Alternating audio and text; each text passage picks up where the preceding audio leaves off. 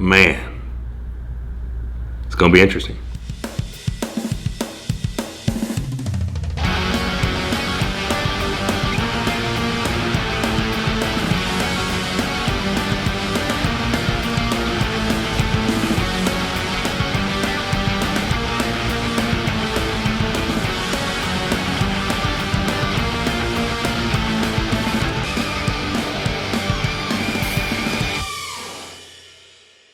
With potentially the biggest match in arm wrestling history less than 4 weeks away, I'm going to give you my thoughts on Levan versus Devon. So it seems like almost every day someone is messaging me or asking me what's my opinion on Devon versus Levan. And to be honest, I'm like, who knows? It's such a crazy match, right? There's so many things that we thought we knew about the super heavyweight division of arm wrestling. And in the last couple of months, we've seen that we really didn't know anything. I mean, so let's go back and look at Levan, his dominance. So his professional career, he won Zloty Tur right and left-handed. The next year he beat Dmitry Trubin 6-0. And then you have the top 8. We all know the top 8 wasn't the top 8 best arm wrestlers in the world. It's the top 8 guys that PAL could get under contract. I was offered several times an opportunity to be involved in that. Dave Chafee was, Devon was, but we were all with WAL. So although it wasn't the top 8 guys in the arm wrestling world, it was really good 8 guys, right? So he smokes Tim Bresnan 6-0. He beats Angarbayev 6-0. And then at the end, he beats Vitaly Levan 6-0, who many of us thought may be the number 2 guy in the world even then, right? Now, let's flash forward to this past weekend. Vitaly Levan loses to Dmitry Siliev convincingly. Completely shocks the arm wrestling world right now. I've seen some practices where Dimitri's looking amazing, but damn. So what does that tell us? Well, if you go by the way Dmitry beat Vitaly versus the way Levan beats Vitaly, Dmitry might be the guy, right? That's just the world we're living in right now. We have no idea. But honestly, I don't think we know how strong Levan is. The dude's a freak. I mean, a human specimen. And I'm not talking about just bench press. Larry out benches him. Corey benches like a couple pounds more than he does, right? So it's not about bench press strength. Now, his seated curl strength is probably the best I've ever seen in the world, but his arm wrestling strength is ridiculous.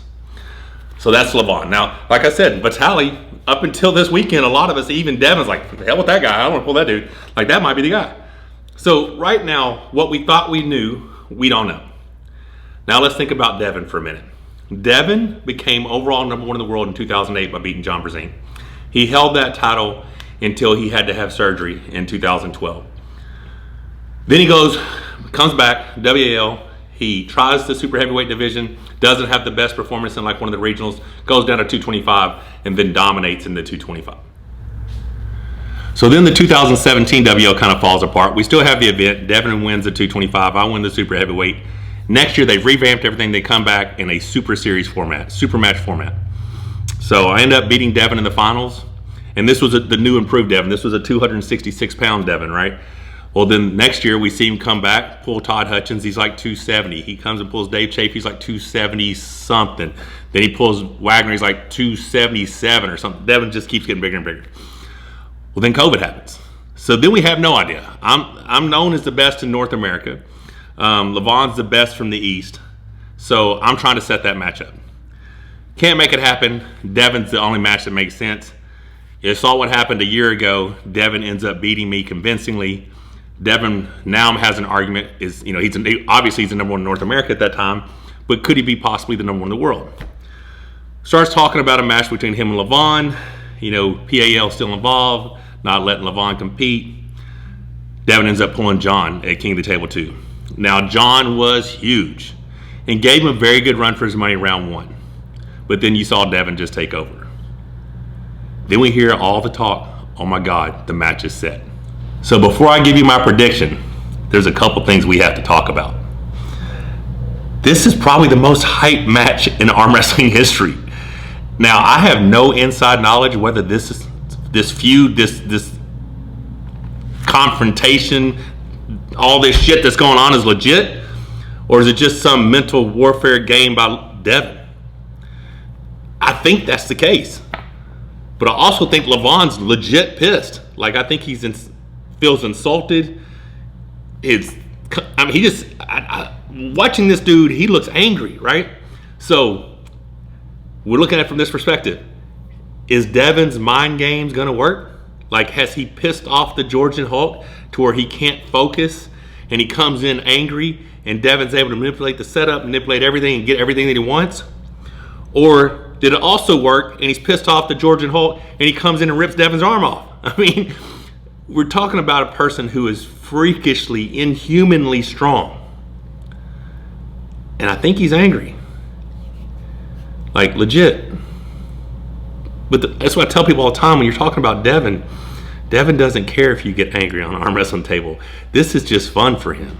You know, after the career and life that he's had, you know, getting people riled up over arm wrestling is not that big a deal. Like, he's been in way more intense situations. So, I mean, I gotta know he's got a plan and he knows what he's doing. Man, it's gonna be interesting. All right, so I did forget to mention that when Devon and I pulled, he was 292 pounds. Now, he'd had a bout with deep vein thrombosis, COVID. When I called him about the match, I believe he was around 231. So the man put on 60-something pounds in like 100 days getting ready for me. The biggest Devon we'd ever seen. I had no idea he was going to be that big. He was definitely sandbagging a little bit on his weigh-ins. Now, the word on the street is he's even bigger now. Now, is he bigger weight-wise? Is his pumpkin training paying off and his right arm's enormous? Or is he just freakishly strong? Well, the people that are training with Devon say he's freakishly strong. Todd Hutchins said he's 50% stronger than he's ever been. If that's the case, I mean, what are we going to see on June 25th? Now, I'm going to go ahead and give you my predictions, or what I think is the most likely outcome. I think it is 60% chance that Levan is just too strong, and it looks something similar to the Dennis-Devon match. I wouldn't think it'd be that bad, because that is, we're talking about a completely different Devon now. I say 60%. Levan's just too strong. 40% tells me that if the match stops anywhere between the beginning and round 4, Devon wins the thing. And 60-40 is not bad. Like, that's a legit shot that Devon's going to come out on top. Now, within that 40%, there is a percentage, I can't tell you how much, that this new breed of Devon Larratt, this all-in, sacrifice everything, who cares about anything else in life other than this match, could stop him round 1 and sweep him 6-0. It's possible. It is on stake, Kings, and it is a shutout stakes. I don't see how you can't bet on Devon. He's got to win 1.